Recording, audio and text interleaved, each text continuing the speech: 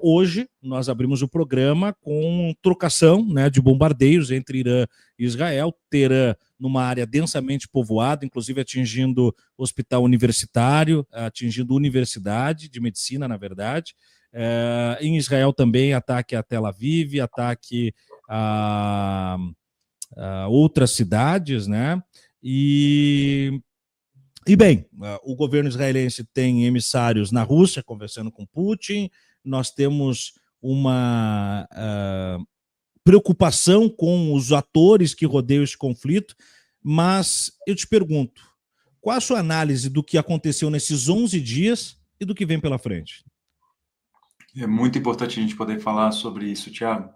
Quando a gente está falando das agressões da entidade sionista a outros países, é muito importante que a gente coloque nesse contexto de um planeta em grandes transformações, um mundo que, desde o fim da Guerra Fria, se tornou um mundo unipolar e que, felizmente, agora, nesse momento histórico, existe uma disputa para transformar esse mundo da unipolaridade, liderado pela hegemonia do imperialismo estadunidense, para um mundo multipolar, um processo de integração euroasiática, africana, latino-americana, que tem China, Rússia, Irã como seus atores principais desse processo, embora tenham outros também relevantes. E dentro desse contexto, o ataque do imperialismo a países que são estratégicos nesse futuro multipolar, ele está colocado, de fato, Irã, Rússia e China vão estar sempre sob a mira da guerra híbrida, da guerra econômica, muitas vezes da guerra quente, como acontece nesse momento, tanto com Rússia quanto com Irã. Mas a gente está falando ainda de algo que consegue ser pior e mais cruel do que a etapa imperialista do sistema capitalista que a gente vive, que é a entidade sionista, que é uma ideologia racista, supremacista, que de fato é comparável ao nazismo, ao fascismo, ao apartheid da África do Sul nos dias de hoje, e que faz isso para esconder o seu genocídio contra o povo palestino em Gaza. Então, todos os momentos em que Israel se viu numa correlação de forças desfavorável, de opinião pública, de manutenção de seus aliados estratégicos na Europa e nos Estados Unidos, por exemplo, e toda vez que eles se viram nessa situação, a forma de escapar dessa situação foi escalar e provocar os vizinhos, atacar os vizinhos para que se colocassem numa posição de vítima e pedisse o apoio, contando que os países do norte global, embora já estejam cada vez mais críticos ao genocídio que é cometido contra o povo palestino, eles ainda têm uma aliança estratégica via OTAN e via o complexo industrial militar que mantém eles ali, a partir também do racismo contra os povos árabes e persas, que mantém eles lado a lado. Então, quando esse enfrentamento escala, os países que fingem estar sensíveis ao povo palestino, que primeiros ministros denunciam genocídio, eles sabem muito bem de que lado estão quando as bombas estão caindo. Então, eles se colocam do lado do sionismo mesmo. Tanto é que só a gente vê quantas vezes Gaza, depois da Flotilha da Liberdade, depois da Marcha Global para Gaza, quantas vezes Gaza foi topo de notícias da mídia hegemônica. Então, Israel tem conseguido o objetivo deles, esconder seu genocídio, tentar empurrar os Estados Unidos por uma guerra contra o Irã, que beneficia Israel sem dúvida nenhuma. Agora, o imperialismo, embora queira enfrentar a Rússia, China, Irã, eles avaliam bem os momentos. E se fosse por Trump, não seria exatamente esse o momento, mas Netanyahu vai empurrando, a extrema-direita israelense vai empurrando, empurrando e forçando para que isso aconteça logo. Você toca nesse ponto, né, Tiago? E é uma pergunta que eu fazia para diversos analistas internacionais que estavam com a gente, se ainda no começo, na primeira semana dos ataques de Israel ao Irã, antes mesmo do Irã reagir, se daquele momento em diante tudo que aconteceria e que a gente já vê acontecer agora, já materializa isso, poderia dar, quem sabe, entre aspas, assim, um refresco, um momento de despressurização ao povo palestino em Gaza, ou se poderia, de fato, continuar a chacina, a matança de forma agora maquiada, né, sem grandes visibilidades. Parece que é o segundo caso em que isso se potencializa, tanto lá quanto agora o povo iraniano.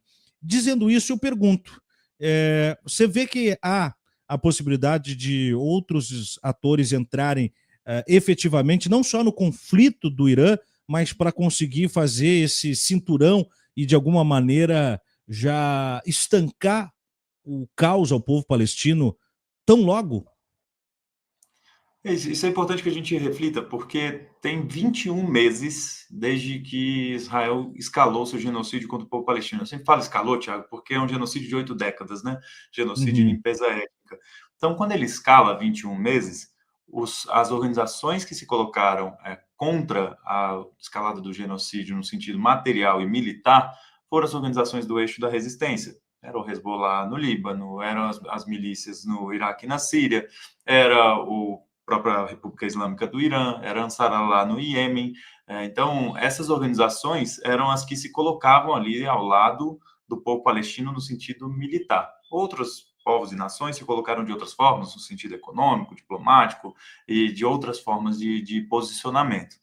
Só que gradativamente essas organizações foram tendo uma série de derrotas, exceto Ansarallah no Iêmen, que não dá para dizer que teve derrotas muito significativas. Todos os demais tiveram derrotas consistentes, de técnicas de decapitação que Israel adotou, por exemplo, matando as principais lideranças, é o caso do Hezbollah no Líbano, processos de desestabilização completa na Síria, o Iraque cada vez mais cercado e com mais dificuldade de atuação política das organizações que compunham o eixo da resistência, e a República Islâmica do Irã, então, não só tendo seus aliados estratégicos enfraquecidos, mas também sofreu diversos ataques. Nesses 21 meses morreu um presidente iraniano, dois ministros de relações exteriores, duas lideranças da Guarda Revolucionária Iraniana. Então, a gente está falando de um processo que essas organizações sofreram danos. Isso faz com que, nesse momento, seja improvável que essas organizações tenham capacidade de uma intervenção muito direta em suporte ao Irã. O Hezbollah mesmo no Líbano já declarou que nesse momento não atacaria Israel, não retaliaria Israel pelos ataques, sendo que Israel segue bombardeando o Líbano, segue ocupando áreas estratégicas do Líbano e segue tentando de toda forma tirar e minar qualquer influência do Hezbollah na sociedade libanesa. Então, nesse momento, embora o Irã precisasse muito dos seus aliados estratégicos, acredito que é possível que eles contem com Ansarallah no Iêmen, e o Ansarallah já anunciou que voltaria a atacar os barcos dos Estados Unidos no Mar Vermelho, se Estados Unidos atacasse o Irã, mas não acredito que iria além disso em relação às outras organizações.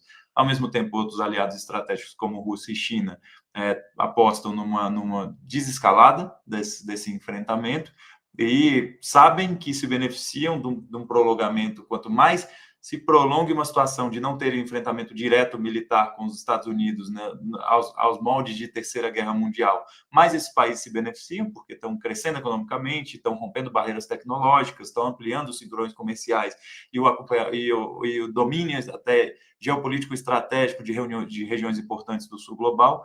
Então, quanto mais atrase o enfrentamento histórico dessa geração, que vai ser o Império Decadente, contra essas grandes potências do mundo multipolar, esses países se beneficiam. Então, o Irã está, nesse momento, mais sozinho do que deveria nesse enfrentamento à entidade sionista e aos ataques do imperialismo estadunidense. O Paquistão pode ser um aliado de última ordem, Tiago? Sim, também. O Paquistão tem 172 ogivas nucleares e Uhum. disse que responderia caso fossem utilizadas armas nucleares contra a República Islâmica do Irã. O Paquistão também é alvo de ataque do imperialismo muito forte, né? Seja da deposição de presidentes, guerra híbrida, bombardeios, ataques, há 2 décadas, praticamente sem parar com ataques ao Paquistão. Então, é importante que leve isso em consideração, embora seja um país menor no sentido da correlação de forças na região. Tem um último ator aí desses que você vem pontuando, mas um último para a gente citar, que eu acho que ele é um híbrido, né? E ocupa um papel hoje que é um ponto de interrogação para mim.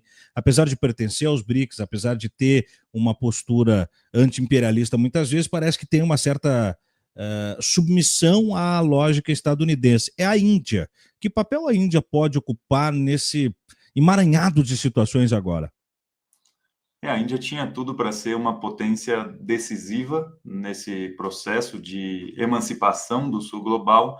Não é o caminho que tem adotado até então. As relações estratégicas com os Estados Unidos, as relações estratégicas com o sionismo israelense colocam a Índia numa situação regressiva.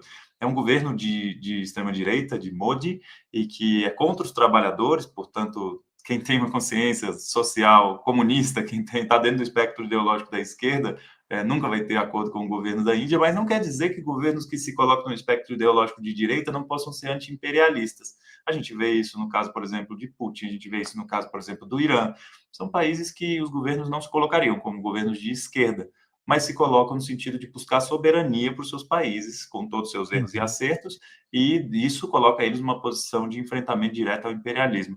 A Índia não tem tido uma postura assim, ao contrário, a Índia é considerada como um eixo central do projeto geopolítico e econômico e logístico do corredor Índia-Meio Oriente para a Europa, então onde sairia uma série de obras de infraestrutura e de transporte, inclusive de petróleo também, da Índia, que passaria pela Arábia Saudita, todos os países ali do Golfo Pérsico, e que chegaria depois até Israel, para chegar uma porta de entrada para a Europa, e isso coloca a Índia muito mais do outro lado do que do lado dos países que estão buscando a emancipação. Então, a Índia poderia ser uma incógnita, mas nos momentos que a Índia tem se posicionado, ainda é do lado do imperialismo.